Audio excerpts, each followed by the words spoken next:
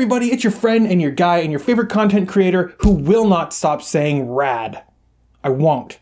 I was saying rad before Lunduk was saying rad, alright? Get out of here with that nonsense. This video is brought to you by my 105 amazing patrons over on Patreon, including the support of Jim T, one of my top tier Singularity members, without whom this show would not be possible. I just wanted to say thank you to these guys because they are truly awesome people for supporting the show, even through this whatever we're calling it here. So it's no secret that COVID-19 is a kind of a huge deal. It's affected hundreds of millions of people, affecting the everyday lives of just about everybody, and has put an unprecedented number of people out of work. Most of us outside of Florida have been asked to stay at home. Don't leave your house unless you absolutely have to. Avoid friends and family as much as possible, and wash your hands 20 seconds at a time, multiple times a day. I feel like I've been training for this moment my entire life. I suspect that most of us are feeling the effects of cabin fever at this point. I mean, I'm having to escape to the virtual world in order to get some semblance of outdoor activity. I love being outside. And I get it, we're all itching for the return to normal, everyday life where we can actually get out of the house, go to work, and talk to people who aren't our dog. Are you a stinky boy? Are you a farty boy? Are you a stinky farty boy? Yeah, you are. You fart a lot. That's why there are so many people who are applauding Apple and Google's Megazord-style approach to combating this virus.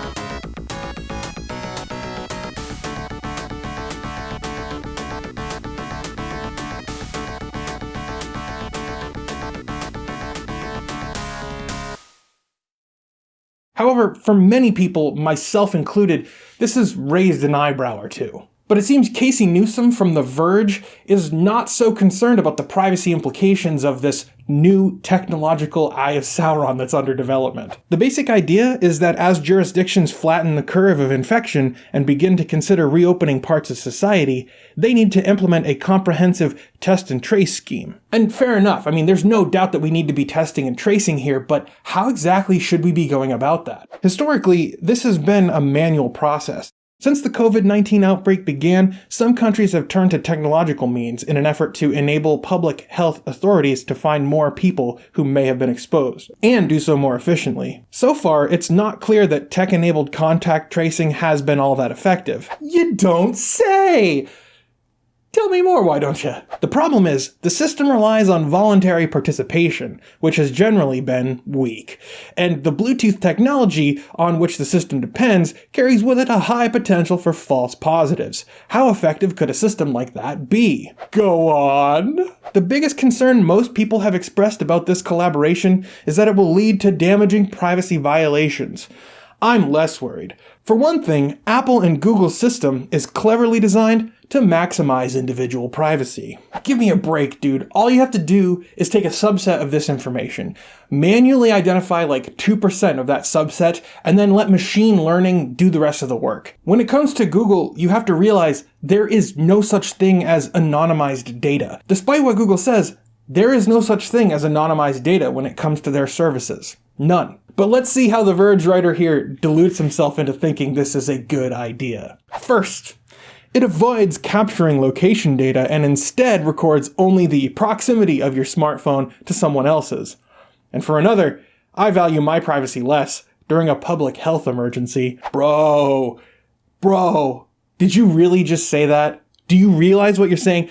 Look, okay, I shouldn't have to spell this out to everyone all the time, but privacy is literally all you have.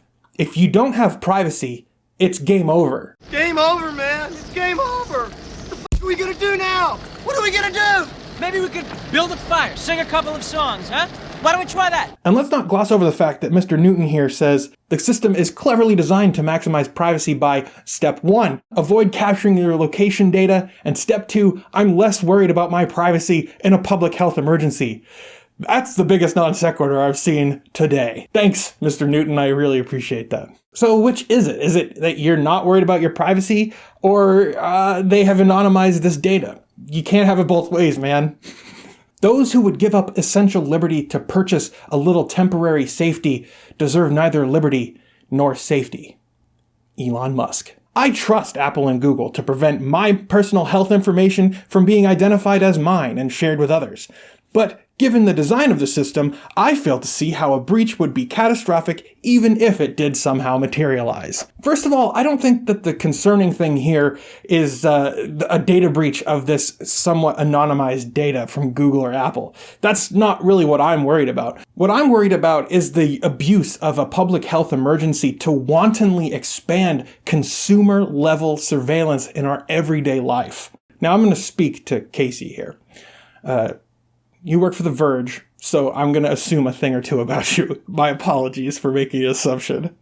Let's say that somebody you dislike, like really dislike, decides to declare a decidedly false public health emergency sometime down the line, and then orders Google and Apple to use the infrastructure created here to start tracking public and private gatherings of political dissidents, and then turn that information over to law enforcement. And sure, you say in the article, the companies promise to use the system only for contact tracing and to dismantle the network when it becomes appropriate. But what I find really troubling here is that this contact tracing system is built directly into the operating system.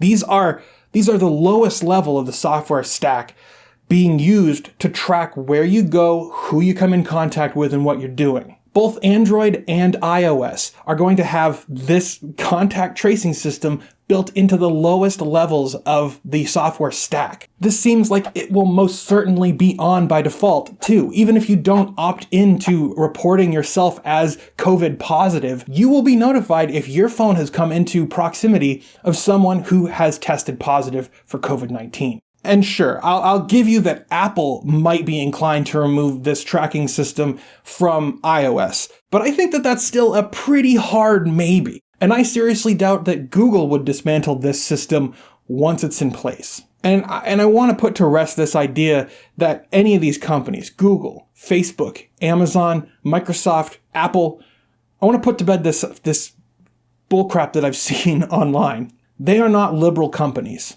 They don't believe in liberal ideas, and they're not conservative companies, and they don't believe in conservative ideas. Believing either of those is true, in my opinion, is naive. These companies care about one thing and one thing only: their influence and their control. Permit me to issue and control the money of a nation, and I care not who creates its laws. Jeff Bezos, probably. The new currency, though, isn't money. It's attention and it's data. Google, Amazon, Apple, they don't care about democracy or freedom or truth, and they certainly don't care about liberal or conservative ideals. Any charade that they raise in defense of one or the other ideology is simply to appease their employees, in my opinion. Now, you can call me cynical if you want. Some of you I definitely know will. Leave a comment below. But when you have unlimited sums of money and a stranglehold over the consumer espionage market with a smartphone in every pocket and a microphone in every thermostat, you're not concerned about what's right or good or just. You're concerned about your greed and how you can expand your control. And we have to do everything that we can to resist them.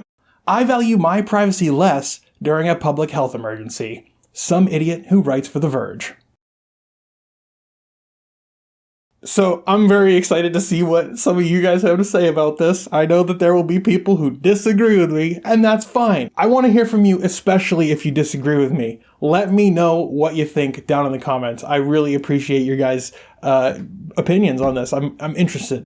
If you like this video, hit that like button, and please go ahead and share this video somewhere to get the message out, because it's one thing for me to preach to you guys who are already subscribed to the channel, but it's another thing to get the message out to people who might not have otherwise heard it. Head over to lbry.tv/@thelinuxgamer. It's an open source and distributed content distribution network, and it is super cool. I love it. Well, that's going to do it for this video. Again, if you like what I do, you can help support the show on Patreon. I truly appreciate everybody who's donated to the channel over the years. You guys are rad. You can pick up a t-shirt over on Teespring. There's going to be new designs rolling out sometime this week. I'm pretty excited about this. Make sure you smash that subscribe button, and that's going to do it. Thank you so much for watching, and I'll see you guys next time. Bye for now.